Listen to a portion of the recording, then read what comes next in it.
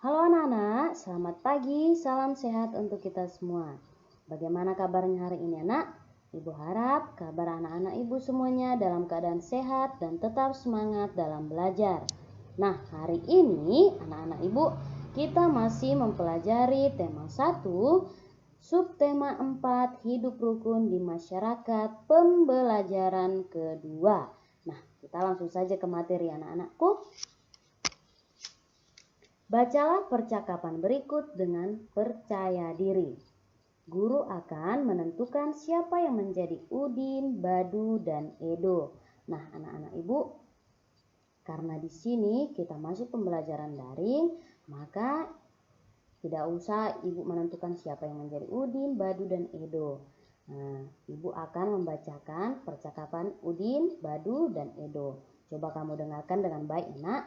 Kamu juga bisa nanti mengikutinya di rumah sambil membaca bukumu. Oke, nak? Udin, coba lihat. Got menjadi bau dan kotor karena banyak sampah. Lalu Edo menjawab, wah iya, airnya juga tergenang. Udin berkata lagi, bagaimana jika hari Minggu kita bergotong royong membersihkan got? Badu menjawab, membersihkan got? Aku tidak mau ah, got kan kotor dan bau. Lalu Edo menjawab, aku kurang setuju Din, membersihkan got pekerjaan yang berat. Kita sebagai anak-anak belum bisa melakukannya. Lalu Badu menjawab, betul Din, sudah biarkan saja. Udin pun menjawab lagi, tapi got yang tersumbat dapat menyebabkan banjir. Sampah akan menyumbat aliran air sehingga akan meluap ke jalan. Lalu Edo pun menjawab lagi, bagaimana jika kita mengusulkan kepada Pak RT untuk mengajak seluruh warga bergotong royong? Kita bisa membantu pekerjaan yang ringan, misalnya membuang sampah yang dikumpulkan. Lalu Udin menjawab, aku setuju doh. Dan juga Badu menjawab, aku juga setuju jika demikian. Aku juga bersalah karena membuang sampah ke dalam got. Nah, begitulah anak-anak percakapan antara Udin dan teman-temannya. Jawablah pertanyaan-pertanyaan berikut sesuai dengan percakapan di atas. Yang pertama, apakah gotong royong diperlukan di dalam masyarakat? Nah, apakah gotong royong itu sangat diperlukan dalam masyarakat, anak-anak? Ya, tentu jawabannya adalah sangat diperlukan. Karena dengan bergotong royong akan ada persatuan dan pekerjaan juga akan terasa ringan dan cepat selesai. Yang kedua, apakah terdapat kalimat penolakan pada teks percakapan di atas? Ya, ada. Yang ketiga, tuliskan kalimat yang menunjukkan penolakan tersebut. Nah, di dalam percakapan tadi ada kalimat penolakan ya anak-anak. Nah, ini jawabannya. Ada pada kalimat Badu, membersihkan got. Aku tidak mau ah. Nah, jadi pada percakapan tadi ucapan Badu ada yang menunjukkan kalimat penolakan. Aku tidak mau ah. Nah, itu merupakan kalimat penolakan. Lalu di percakapan Edo juga, aku kurang setuju Din. Nah, itu juga merupakan salah satu kalimat penolakan. Dan yang terakhir, nomor 4, tuliskan kalimat yang menunjukkan persetujuan. Nah, di dalam percakapan tadi juga ada yang menunjukkan kalimat persetujuan. Nah, Ibu sudah mendapatkan mana yang mana menunjukkan persetujuan dalam percakapan tadi. Nah, pada percakapan Udin, aku setuju doh. Nah, itu merupakan kalimat persetujuan. Dan juga pada percakapan Badu, aku juga setuju jika demikian. Nah, jika ada kata aku setuju, berarti itu yang menunjukkan kalimat persetujuan. Warga bergotong royong membersihkan got. Sampah yang terangkut diletakkan di pinggir jalan. Anak-anak ikut membantu memungut sampah yang tercecer. Warga merasa senang lingkungan kembali bersih. Nah, di sini para warga bergotong royong membersihkan got dan mengangkut sampah-sampah yang diletakkan di pinggir jalan supaya lingkungan mereka terlihat kembali bersih dan nyaman kembali. Nah, coba kita amati gambar berikut ini.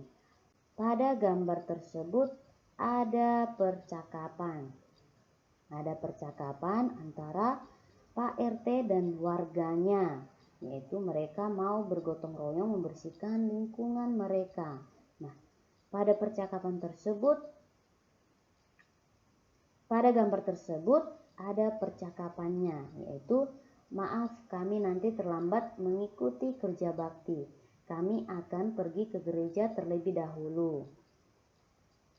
Lalu warga sekitar dan juga Pak RT pun memakluminya. Baik Pak, tidak apa-apa. Nah, pada gambar yang kedua, Pak RT mengajak warga sekitar juga untuk beristirahat. Sikap apakah yang sesuai dengan pengamalan sila pertama Pancasila pada bacaan dan gambar tersebut? Nah, anak-anak, yang manakah yang menunjukkan pengamalan sila pertama Pancasila pada gambar dan bacaan tersebut? Ya, tentunya yang merupakan atau yang sesuai dengan pengamalan sila pertama Pancasila pada bacaan dan gambar tersebut adalah gambar yang pertama, yang dimana gambar yang pertama itu Pak RT dan warga sekitar menghormati keluarga yang mau beribadah dan juga nanti menghargai keterlambatan mereka nanti ikut kerja bakti karena mereka mau pergi ke gereja. Nah, yang gambar pertama itulah yang menunjukkan sikap pengamalan sila pertama Pancasila. Sikap apakah yang sesuai dengan pengamalan sila kedua Pancasila pada bacaan dan gambar tersebut? Ya, pada gambar tersebut yang menunjukkan sikap pengamalan sila kedua yaitu gambar yang kedua, di mana pada gambar tersebut Pak RT-nya mengajak warganya untuk beristirahat sejenak. Jadi, itu merupakan pengamalan sila kedua Pancasila di lingkungan masyarakat. Nah, anak-anak ibu masih ingat kan apa itu bunyi dan lambang Pancasila dari sila pertama, kedua, ketiga, keempat, dan kelima. Nah, anak-anak ibu harus hafal dan terus mengingat. Oke, nak? Nah, di sini ada contoh pengamalan sila pertama dan kedua Pancasila di masyarakat, yang dimana contoh pengamalan sila pertama yaitu melaksanakan ibadah sesuai agama masing-masing. Yang kedua, memberi kesempatan dan menghormati tetangga untuk melaksanakan ibadah. Nah, seperti yang tadi pada gambar yang sebelumnya, Pak RT dan warga sekitar memberikan kesempatan dan menghormati ada tetangganya atau warganya yang ingin melaksanakan ibadah terlebih dahulu dan nanti setelah pulang ibadah ikut kembali melaksanakan gotong royong. Menjaga kerukunan dengan tetangga walaupun berbeda agama. Nah, walaupun kita dengan tetangga kita atau lingkungan sekitar kita banyak yang berbeda agama, kita harus tetap menjaga kerukunan. Nah, yang keempat, ikut menjaga keamanan rumah ibadah yang sedang merayakan hari besarnya. Nah, di sini juga kita harus ikut menjaga keamanan rumah ibadah yang sedang merayakan hari besarnya. Misalnya, kalau kita sebagai umat Kristen, kita juga harus menjaga keamanan rumah ibadah tetangga kita yang berbeda agama dengan kita. Misalnya tetangga kita agamanya Muslim. Jadi pada saat mereka merayakan hari besarnya, kita juga harus ikut menjaga keamanan rumah ibadah mereka. Nah, seperti itu anak-anak. Itulah contoh-contoh pengamalan sila pertama Pancasila di masyarakat. Nah, dan yang kedua, contoh pengamalan sila kedua Pancasila di masyarakat, yaitu yang pertama, menyapa tetangga saat berpapasan. Nah, ini juga anak-anak harus kita terapkan, menyapa tetangga saat berpapasan. Nah, kalau ada tetangga kita yang berpapasan dengan kita pas kita jalan, kita harus menyapanya dengan sopan atau kita hanya dengan memberikan senyuman saja. Nah, yang kedua, memberi bantuan kepada orang yang membutuhkan bantuan. Nah, ini juga harus juga kita terapkan. Dimana kalau misalnya ada tetangga kita yang membutuhkan bantuan kita harus membantu mereka dengan ikhlas atau memberikan bantuan kita tanpa pamrih kepada mereka. Nah, yang ketiga, menolong sesama. Dan yang keempat, menjenguk tetangga yang sakit. Nah, di sini kalau misalnya ada teman kita yang sakit, kita juga harus bisa ikut berpartisipasi atau bisa kita menjenguk teman kita yang sakit itu. Begitu ya anak-anak. Itulah yang merupakan contoh pengamalan sila kedua Pancasila di masyarakat. Warga di lingkungan rumah Udin sedang bergotong royong. Ibu-ibu menyiapkan makanan dan minuman. Anak-anak ikut membantu. Ada anak yang membantu membersihkan sampah, ada juga anak yang membantu menyajikan makanan. Semua tampak rukun dan gembira. Nah, anak-anak, coba kita amati. Nah, pada gambar tersebut, warga di lingkungan rumah Udin sedang bergotong royong. Nah, pada gambar tersebut juga kita lihat ada juga sebagian anak-anak yang ikut membantu bergotong royong. Ada yang membagikan kue dan juga ada yang ikut mengumpulkan sampah. Nah, gambar manakah yang menunjukkan sikap hidup rukun di masyarakat? Nah, coba kita lihat, Nak. Di sini, perhatikan gambar berikut ini. Nah, dari keempat gambar tersebut, yang manakah yang menunjukkan sikap hidup rukun di masyarakat? Gambar pertama, apakah itu merupakan sikap hidup rukun di masyarakat? Ya, tentu gambar yang pertama itu juga merupakan sikap hidup rukun di masyarakat. Di mana tadi? Di sini Siti membantu ibu untuk membagikan kue kepada bapak-bapak yang sedang bergotong royong tadi. Nah, apakah gambar yang kedua juga menunjukkan sikap hidup rukun di masyarakat? Ya, tentunya juga itu merupakan sikap hidup rukun di masyarakat anak-anak karena mereka saling membantu. Nah, yang ketiga, apakah itu merupakan juga sikap hidup rukun di masyarakat? Tentunya itu merupakan sikap hidup rukun di masyarakat. Dan juga gambar yang keempat merupakan atau menunjukkan sikap hidup di masyarakat. Jadi anak-anak, keempat gambar tersebut menunjukkan sikap hidup rukun di masyarakat. Gambar manakah yang menunjukkan penolakan? Nah, coba kita lihat. Gambar manakah yang menunjukkan itu penolakan? Yang menunjukkan penolakan. Ya, gambar yang ketiga. Gambar yang ini anak-anak.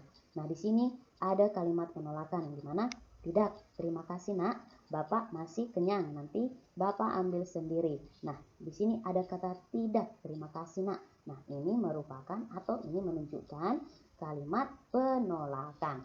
Nah, begitu ya anak-anak. Kalimat penolakan biasanya ditandai dengan kata tidak. Selain kata tidak, dapat ditambahkan kata maaf, terima kasih, lain kali ya, dan lain-lain. Ibu-ibu menyiapkan kue-kue untuk peserta kerja bakti. Ada kue lemper yang terbuat dari beras ketan. Beras ketan dapat dipakai untuk membuat hiasan. Begitu juga dengan biji-bijian. Nah, jadi anak-anak, di sini pada saat ibu-ibu menyiapkan kue untuk peserta kerja bakti yang tadi, untuk kerja bakti ada kue lemper. Yang dimana kue lemper tersebut terbuat dari beras ketan. Nah, beras ketan ini juga bisa kita gunakan untuk membuat hiasan. Begitu juga dengan biji-bijian yang lain. Nah, anak-anak, apakah kamu masih ingat pada pembelajaran kita yang sebelumnya kita sudah mempelajari mengenai kolase, yang dimana inilah yang merupakan contoh-contoh hasil karya dari biji-bijian. Nah, yang dimana biji-bijiannya bisa kita gunakan biji jagung, kacang kedelai, kacang hijau, kacang merah, kacang hitam, dan juga kita bisa menggunakan beras ketan untuk kita tempelkan, menghiasi atau membuat sebuah sebuah karya seperti contoh ini. Nah, ini contoh tersebut disebut dengan kolase, yang dimana kolase adalah karya seni rupa dua dimensi yang menggunakan bahan dasar bermacam-macam yang ditempelkan pada suatu gambar. Nah, inilah anak-anak yang merupakan gambar kolase. Nah, coba kita bandingkan juga pada gambar yang ini. Nah, ini juga sama dengan yang tadi, hanya saja bahan pembuatannya berbeda. Bahan yang digunakan berbeda, yang dimana kalau pada gambar tersebut ini adalah menggunakan bahan potongan-potongan atau kepingan-kepingan kertas, atau itu kertas organik, kertas buku, koran, potongan keramik. Nah, itulah yang kita tempelkan pada hiasan gambar berikut ini. Nah, gambar hiasan ini atau hasil karya ini disebut dengan mozaik, yang dimana mozaik adalah pembuatan karya seni 2 atau 3 dimensi yang menggunakan material atau kepingan-kepingan yang disusun sehingga membentuk suatu gambar. Nah, anak-anak, ada ya perbedaan antara kolase dan mozaik. Kalau dia kolase, dia menggunakan biji-bijian sebagai bahan dasarnya. Bisa juga kita gunakan daun atau kertas, tetapi kalau dia kolase, dia utuh kita tempelkan. Sedangkan di mozaik itu harus kita potong-potong terlebih dahulu, baru kita tempelkan pada hasil karya kita. Nah, itulah perbedaannya ya anak antara kolase dan mozaik. Bahan dan alat yang digunakan. Yang pertama, kertas gambar. Yang kedua, lem kertas atau lem kayu. Yang ketiga, berbagai biji-bijian, misalnya kacang hijau, kedelai, jagung, dan lain-lain. Dan yang keempat yaitu pensil. Nah, cara membuatnya yaitu yang pertama, buatlah sketsa gambar yang akan dihias. Yang kedua, oleskan lem sedikit demi sedikit pada gambar yang akan ditempelkan pada kertas. Dan yang ketiga, tempelkan biji-bijian pada gambar yang telah diolesi lem. Dan juga perhatikan kombinasi warna dan jenis biji-bijiannya. Dan yang keempat, aturlah agar hasil tempelan rapi dan indah. Coba kita perhatikan gambar yang di samping anak. Nah, di situ adalah sebelum kita membuat atau menempelkan berbagai biji-bijiannya, kita harus membuat sketsa terlebih dahulu yang akan kita hias. Baru setelah kita membuat sketsa, kita oleskan lem sedikit demi sedikit pada gambar yang akan kita tempelkan pada kertas. Lalu kita tempelkanlah biji-bijiannya, baik itu biji kacang hijau, kedelai, jagung, atau yang lain, atau beras ketan, pada gambar yang akan kita hiasi. Baru kita aturlah agar hasil tempelan kita itu rapi dan indah. Nah, ini juga kita perhatikan anak-anak, kombinasi warna dan jenis biji-bijiannya yang akan kita tempelkan. Misalnya pada gambar tersebut adalah, pada gambar yang di samping adalah gambar burung. Nah, jadi kita harus melihat kombinasi warna yang akan kita tempelkan pada gambar yang akan kita hias tersebut. Nah, jangan asal kita tempeli kacang hijau padahal tidak sesuai dengan hasil yang akan kita capai nanti atau hasil yang kita inginkan. Jadi kita harus perhatikan dulu, atau kita sesuaikan dulu warna dan jenis biji-bijiannya pada gambar yang akan kita tempeli atau kita hiasi. Nah, begitu ya anak-anak, itulah bahan dan alat dan juga cara membuat kolase.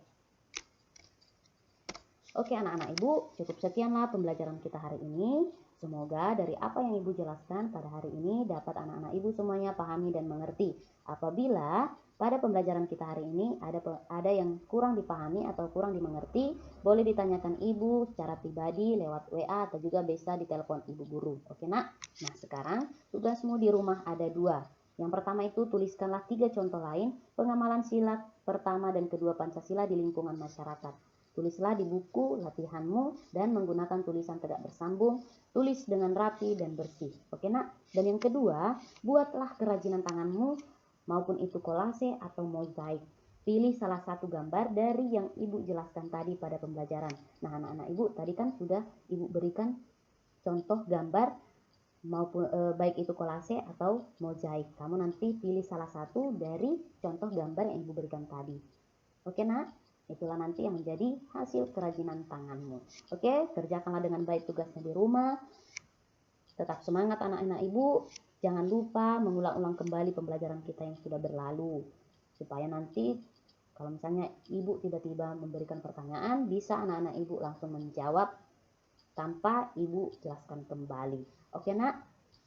Oke, cukup sekian pembelajaran kita hari ini. Tetap semangat, tetap jaga kebersihan tubuhnya, dan juga